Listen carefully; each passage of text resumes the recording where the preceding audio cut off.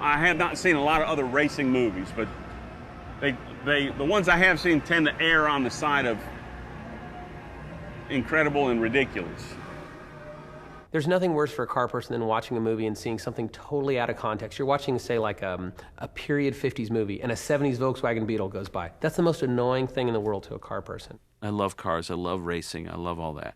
And so I got really geeky with the detail and trying to get it all authentic.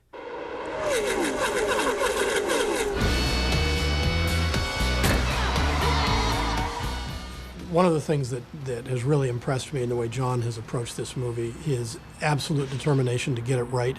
And I saw that early on just from the standpoint of audio. We've had sound engineers from Pixar here at our track and visiting other tracks around the country, just recording sound and making sure that they get that piece of it right.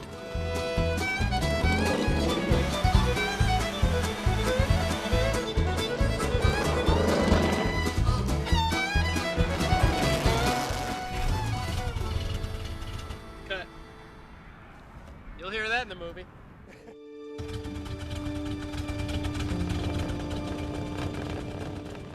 Because they are cars that talk, you want to give them some legitimacy. You want some reality based in this film because, yeah, they do, you know, these are talking cars and they could do anything if you didn't ground them in some sort of reality. There's a scene when Doc Hudson is doing the sideways slide in the dirt, this beautiful moment where he's really getting back into his dirt racing heritage, and he goes into the sideways turn, showing McQueen how you have to turn left to go right. And you see the wheels spinning almost in slow motion, and the lug pattern on the wheels is a correct bolt pattern. Come on, how many people are going to do that?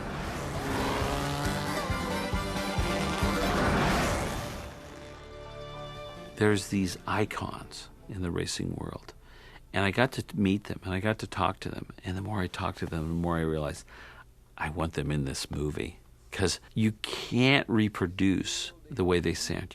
The Hudson Hornet was my inspiration. That was the one. You really felt like you meant it. That was great. You can't reproduce the authenticity that you hear in their voice. I just hope Lightning's okay. I sure would hate to see anything bad happen to him. Their understanding of the sport. So what makes race car drivers better than average drivers is they don't panic. You got to sit on a hot stove and pee ice water. Not a lot of guys can do that.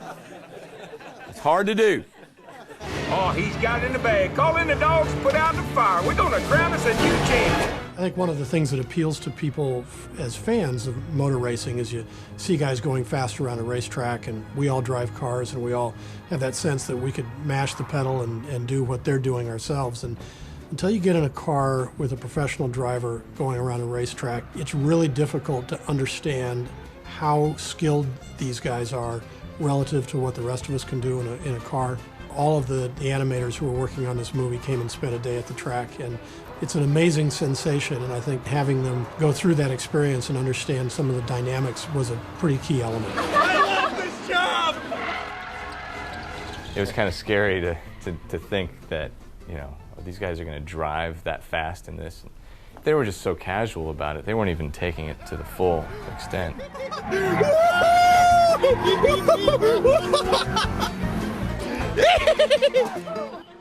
Not only did we want to make the racing authentic, we wanted to make the way the racing was portrayed on television, the broadcasting of the racing authentic. I went running to my office and said, John Lasseter wants to have a meeting with me. And she says, why?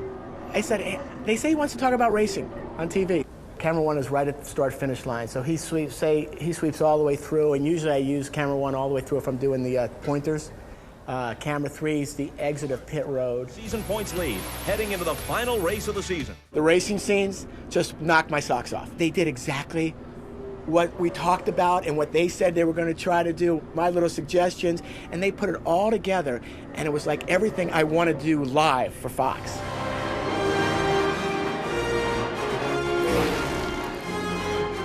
It captures racing in a way that you can't even do it real life. John Lasseter put a dimension to it that I never thought he could pull off. It doesn't matter what it is. If we do something in our movies, we make sure that it's correct, that it's right, and it's something that'll stand up. And that's something that John was very conscious about as a person who grew up in car culture. He didn't want to use the wrong color. Doc's color's not accurate. We should get, there is a 1951 stock color that's a darker blue. A nutty amount of detail that gets missed, and I would probably say 75% of movies with old cars, there's always something that they get wrong, and I always spot it because I look at that stuff. And as far as I know, we did a pretty good job of covering the bases on this movie.